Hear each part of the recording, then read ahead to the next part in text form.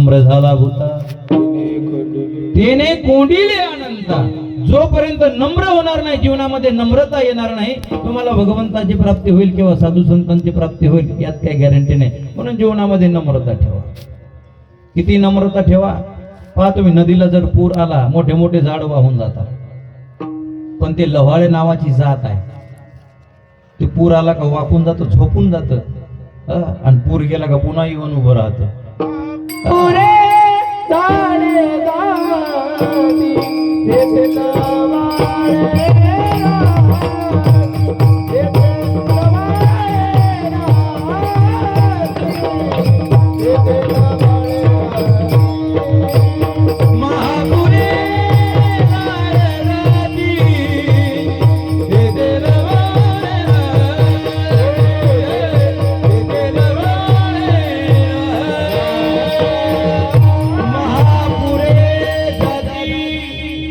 महापुरे झाडे जाती तेथे लवाळे राहते. म्हणून तुकोबारायांच्या जीवनामध्ये नम्रता होती.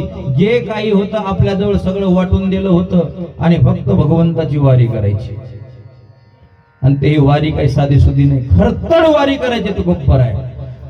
भगवंताची भक्ती करून करून करून करून एवढं ऋण झालं माझ्या भगवंतावरती. तुकोबारायांचं पहा, भक्ताचं सुद्धा देवावर ऋण होत असते. तशी भक्ती तुकोबारायासारखी करावं लागते. एवढं ऋण झालं, एवढं ऋण झालं, एवढं ऋण झालं, एवढं ऋण झालं. शेवटी एके दिवशी देव बोलले भगवंताशी. देव बोलले, देव भगवंताशी, का तुकोबा एवढं ऋण झालं म्हणले, मला पाहायची तुझ्याकडे हिंमत होईना म्हणले. मान खाली वाकली माझी, काहीतरी माग म्हणजेच मला थोडस बरं वाटेल. तुकोबाराय म्हणतात, काही मागणे हे अमानुचित, वडिलाची रीत जाणत असो. माझ्या वाढ वडिलांमध्ये कोणी काही मागितलं नाही देवा, तर मी काय मागणार आहे. बरोबर आहे ना तुकोबारायचं. तसं देवाला मागायची गरज नाही. देवाला मागणे याचा अर्थ देवाचा अपमान करणे आहे. हे आपण सिद्ध करून देतो का देवा तुला कळत नाही, का देवा तुला समजत नाही. देवाला मागणे म्हणजे एकीकडून म्हणतोय आपण, देव जाणता, देव जाणता. जर मला सांगा देव जाणता आहे तर त्याला मागायची काय गरज आहे हो. एक भक्त तर म्हणतो देवाला कि मैं अगर मागू तुझे तुम कुछ ना देना मुझे, कि मैं अगर मागू तुझे तुम कुछ ना देना मुझे, वरना आशिक नहीं मजदूर हो जाऊंगा मैं. हा भक्त म्हणतो देवाला, मी जर तुझी भक्ती केली देवा, आणि त्या बदल्यात जर मी तुला काहीतरी मागत असेल, तू देव आणि मी भक्त राहणार नाही. जसा एखादा गिऱ्हाईक जर दुकानात गेला, 1 किलो साखर घेतली, तेवढे पैसे देऊन टाकले, जसं त्याचा आणि याचा काही संबंध नाही, तसं मी जर भक्ती केली त्या बदल्यात जर तुला काही मागत असेल, तुझा माझा संबंध काय. मी गिऱ्हाईक झालो आणि तू दुकानदार झाला, काय संबंध राहणार आहे. मग मी एखाद्या वेळेस जर गलती केली तुला मागण्याची, तू मात्र मला देण्याची चूक करू नको देवा. हा भक्त म्हणतो ज्याची खरी भक्ती आहे. आपण ते एवढे हुशार असा देव देत नाही, म्हणून देवाला वसिला देतो. काय, पेढा तरी चढवतो, साखर तरी चढवतो, अगरबत्ती तरी देतो, तूप तरी लावतो, धूप तरी लावतो. असा नाही देत. तर हे दिल्यानंतर तर देईल, वशिला लावतो आपण. 2 रुपयाचं सामान व्हायचं त्याला, लगेच आरती करायची. जो ध्यावे फल पावे, दुःख विनसे मन का. किती रुपयात? फक्त 2 रुपयात.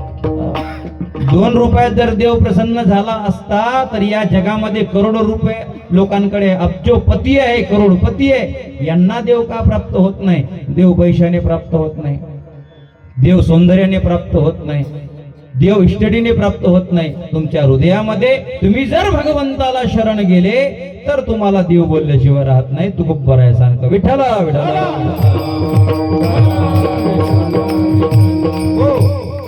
तसंही देव जर प्रसन्न झालं तर मागता आलं पाहिजे, लक्षात राहू द्या. कंटाळ नाही आला तुम्हाला, येऊ नका देव. देव जर प्रसन्न झाला, कोण घेता कमी झाला, उतरून झाला, संपत आलं का असंच होत. म्हणून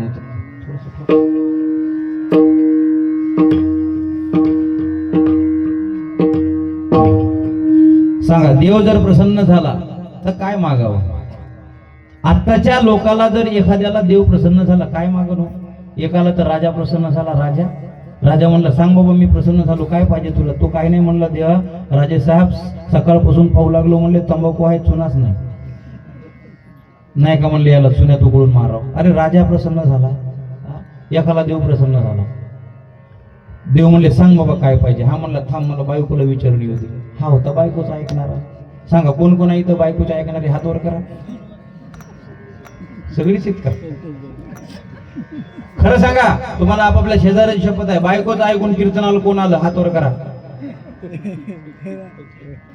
कोण आहे? पटकन हात वर करा, वेळ नाही आपल्याकडे. एकमेकाकडे हात नका करू, तुम्ही हात वर करा इमानदारीनं. तुम्हाला तुमच्या सख्या बायकोची शपथ आहे. बायकोचं ऐकून कीर्तनाला कोण आलं? चला, नाही ना? आपल्याच म्हणून आले सगळे. हा म्हणला, देव बाप्पा इथंच थांब म्हणले, बायकोला विचारून येतो काय मागावते, मला काही समजत नाही. देव म्हणले, लवकर ये, वेळ नाही आहे, 11:15 वाजू लागले. देव काय म्हणले, मी 11 वाजेपर्यंत थांबतो. देव म्हणला, असं मी नाही, माझं सोड. हा, तेवढ्या वेळात तू बायकोला विचारून ये म्हणले. तू इथंच थांबी, लगेच येतो पळत चाला. बायकोला म्हणले, अगं बायको माझं थोडंसं ऐकू. म्हणले, काय? काही का संत महाराज बायकोची आरती करतात. हो, जय देव जय माझी बायको, तुझे जे सांगे ते मी ऐकू. तू माझी भोपी नव्हे तुझा भोप्या, तिथं तू सांगे तिथं मी झोप्या. तुझे देव जय माझी बायको. हेच मी नका पाठ करूया.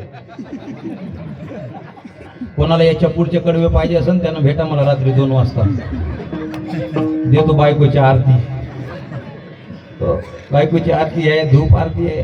काही लय अधीन गेले महाराज बायकोला. बघा, प्रेम करणं वेगळं आणि अधीन जाणं वेगळं. बायको सोबत कधीही वदनातच राहू माणसानं. जेवायला वाढ म्हणून असं नाही म्हणत, जेवायला वाढतेस काय, मर मुस्कडी दे. जेवायला वाढतेस काय तुझा काय वाय कमी झाला काय? तुम्हाला माहित नाही, पुरुषांमध्ये वाय आणि एक्स असते ना, बरोबर आहे ना? आणि महिलांमध्ये XX. पुरुषांमध्ये XY, पुरुषांमध्ये XY, महिला मंडळींमध्ये XX. आणि एकच आहे या जगामध्ये ज्याच्यामध्ये वाय असतो. कोण? तो देव आहे. तो पूर्ण पुरुष. आपणही पूर्ण पुरुष नाहीये. खरं सांगतो तुम्हाला, तुम्ही अभिमान करूच नका मी पुरुष आहे, अजिबात नाही. तुमच्यातही वाय कंटेच आहे. पूर्ण महिला ह्या, तुम्ही पूर्ण पुरुषही नाही आणि पूर्ण महिलाही नाही. म्हणून पहा, आता शास्त्रज्ञांनी शोध काढला, माणसाच्या अंगातला जो वाय कंटेन्स आहे तो हळूहळू कमी होत चालला. म्हणूनच साधू संतांनी सांगितलेलं आहे, एक दिवस ही पृथ्वी महिला प्रधान होईल, वाय कमी होईल. वाय पहा ना, आता पहिले पुरुष आणि महिलांचे लग्न व्हायचे, पुरुष आणि महिलांचेच लग्न व्हायचे. आता पुरुष लग्न करू लागले, महिला लग्न करू लागले. हे कुठं चालली दुनिया? विचार करा. आपण पहा, एखाद्या वेळेस जर माणूस जर वाईट वागला, त्याला काय म्हणायचं? हे बिघडला काय? हा, वाया गेला रे हा पोरगा. वाया, ते वाया गेला नाहीये, ते वाय गेला त्याचा. आता समजलं मला, ते वाय जाणे म्हणजे वाया गेला. तसा हा माणूस धावतच आला, बायकोला म्हणले, देव प्रसन्न झाला, सांग काय मागू? ती चिडलीच, महाराज तुम्हाला अक्कल आहे का? तुम्हाला लाज वाटते का? मला नाक आहे का? तुमच्या देवाला जा म्हणले, मोठं नाक करायला सांगा माझं. सगळे मला चपट्या नाकाचे चिडवतात. कारण माणूस किती सुंदर असू द्या, नाक नाही त्याने काय करावे ती 32 लक्षणे. नाक नसू द्या, तुम्ही एकदा नाक असं थोडस वर करा, आपला फोटो काढा. कसं? हे असं करा. मी नाही करत बाप्पा, माझा फोटो काढून घ्या. हे शेंडा आहे ना, शेंडा हा थोडा असा उचलून घ्यायचा, डीपी काढायचं. पहा तुम्ही किती खतरनाक दिसता. घरी गेल्यावर 100% करून पहा, माझी तिथं तुम्हाला आठवण येईल सगळ्यांनी. हे थोडं असं वर उचलायचं असं आणि डीपी काढून घ्या. माणूस ओळखायला येत नाही. मग नाकच नाही म्हणले, तुम्हाला काही अक्कल आहे का म्हणले? त्यामुळे तुमच्या देवाला नाक मोठं करायला सांगाव का नाही? एवढं पाहिजे नाक का, एवढं पाहिजे का, एवढं पाहिजे, मोठं करायला सांगा. हा पळतच, देव बाप्पा बायकोचं नाक मोठं कर. ठीक आहे म्हणले, तथाच तू. आता देवाजवळ काय नाकाला कमी आहे? जे तथास्तू केलं, जे नाक निघालं महाराज माथऱ्याहून व्हाया नागपूर, तिकडं MP, छिंदवाडा, सागर, एवढं मोठं नाक, त्याच्याहून गाड्या जात होत्या, सायकली त्या बोगद्यात जात होत्या. आणि हा आला पळत पळत त्या नाकानाकानी नाकानाकानी नाकानाकानी नाकानाकानी नाकानाकानी नाकानाकानी नाकानाकानी नाकानाकानी नाकानाकानी आला आणि पाहतो तर ही तर महाराज बसलेली. म्हण अरे हे बोगदा कधी तयार झाला? बोगदा नाही म्हणे, नाक आहे. म्हणजे एवढं मोठं तुमच्या देवाने दिलं, जा म्हणले लहान कराल. पुन्हा गेला महाराज, पुन्हा गेला. देव बाप्पा किती मोठं नाक दिलं रे बाबा. म्हणले मग लहान कर रे बाबा. आता तर सांगावं का नाही, एवढं नाक पाहिजे का? जे देवानं नाक लहान केलं लहान केलं लहान केलं लहान केलं, आधी होतं ती गायब झालं, आता छिद्रच राहिले थोडं. बोलली का भसा भसा वाराही जायचं आणि मटेरियल बाहेर यायचं.